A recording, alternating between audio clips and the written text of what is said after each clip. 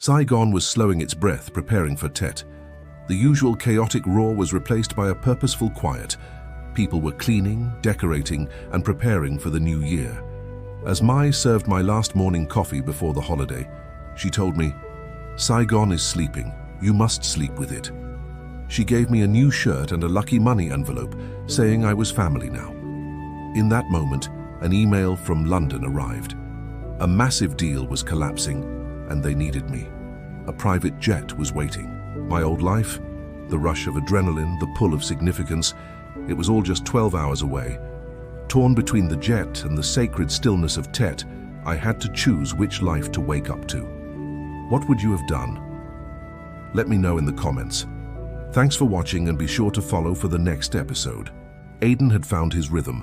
After repaying his emotional debt by teaching English to Trung, Mai's grandson, he felt like he truly belonged. He was no longer a tourist, but a part of the Hem's living, breathing ecosystem.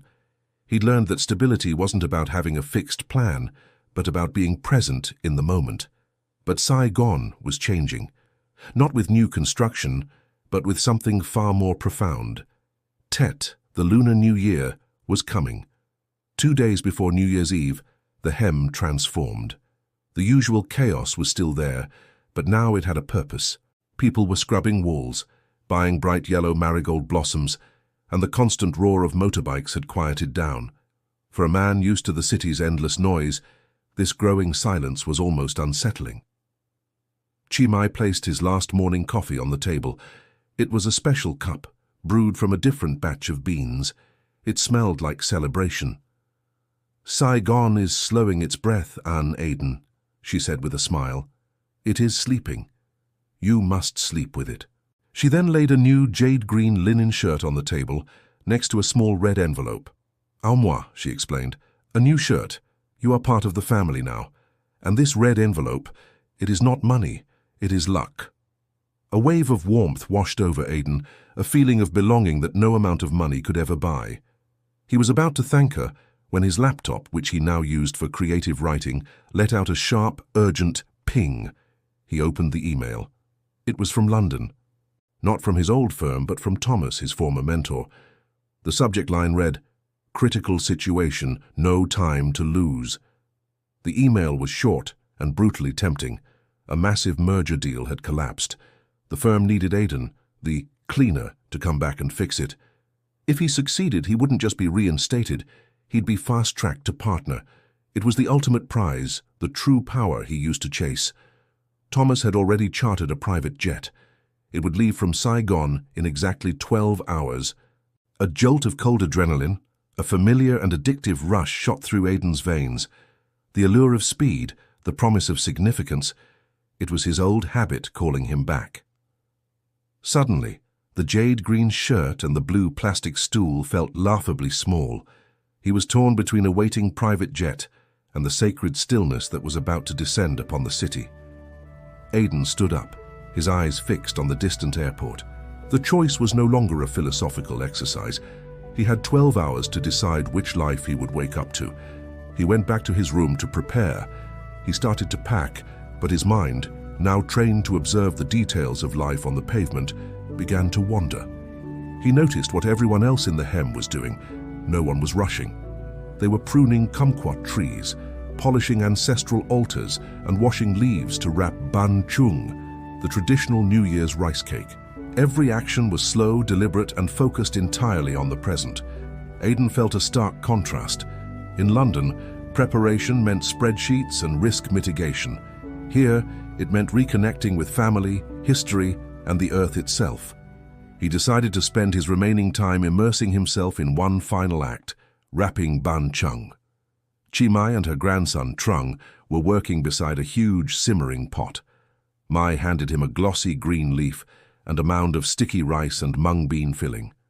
"Goi ban chung jo la tien," she said softly. "Wrapping ban chung, that is meditation. You cannot rush. If you do, the cake will be crooked, water will get in, and it will be ruined." Aiden started. His hands, so skilled at signing million-dollar contracts, were clumsy with the wet leaves and bamboo strings. He wrapped and rewrapped, but his squares were always lopsided. 10-year-old Trung giggled beside him. effortlessly producing perfect geometric parcels. Aiden failed, but strangely, he felt no anger, only relief. There were no financial consequences, no career collapse, just an imperfect but harmless rice cake. He finally understood the difference. In London, imperfection was a disaster. Here, it was simply an invitation to try again, without judgment. New Year's Eve arrived. Jiao Tua.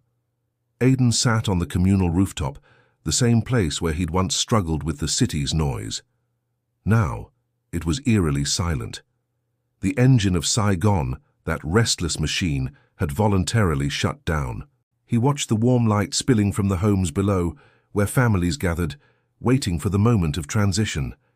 He opened his phone and read Thomas's email one more time. 2 hours left until the flight. He could still say yes, disappear, and return to his old life. He looked down at his hands, still stained from the leaves and scented with mung beans. He realized that while he could rescue a billion-dollar deal, he could not rescue this moment. This moment couldn't be bought or replicated. He closed his eyes and just listened. No horns, no karaoke. Only the sound of his own heartbeat. The stillness of Tết wasn't the absence of sound. It was the profound presence of what truly mattered. Midnight struck. Fireworks exploded across the sky, but the real magic was happening below. Aiden was inside Mai's house, gathered with her family around the ancestral altar. The air was thick with incense. Mai poured him a small cup of hot jasmine tea, and Trung handed him a perfectly wrapped ban chung, one he'd made just for him. After the quiet ceremony, Mai looked at him. "An Aiden, you are free now. You can go." His voice was thick with emotion. "Mai, I am not going." Aiden took out his Western smartphone. The battery was dead. He plugged it in and waited. When it finally booted up, he saw dozens of desperate calls and messages from Thomas. He opened the email and typed a single reply on his cheap, locally bought phone. "See you soon. Wishing you and the team a peaceful new year. I'm tied up." He hit send. Then he did something his former self would never have imagined. He pried the battery out of his expensive smartphone and tossed it into a recycling bin. The last tether to his old life was severed.